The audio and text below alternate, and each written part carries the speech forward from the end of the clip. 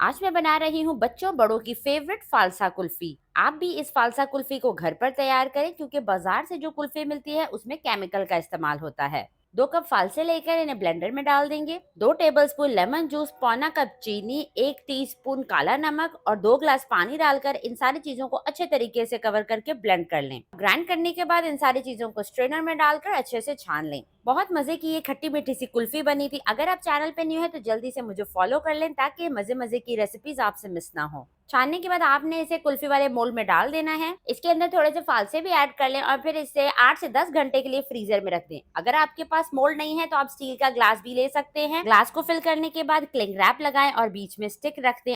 8 से 10 घंटे के लिए इन्हें फ्रीजर में रखें। 8 से 10 घंटे के बाद मोल्ड को आपने पानी में रखना है 1 मिनट के लिए और फिर इन कुल्फियों को निकाल लेना है। बहुत ही मजेदार सी हमारी कुल्फियां तैयार हैं। वीडियो अच्छी लगी तो लाइक, शेयर और एक अच्छा सा कमेंट लाजमी कर दीजिएगा। अल्लाह हाफिज।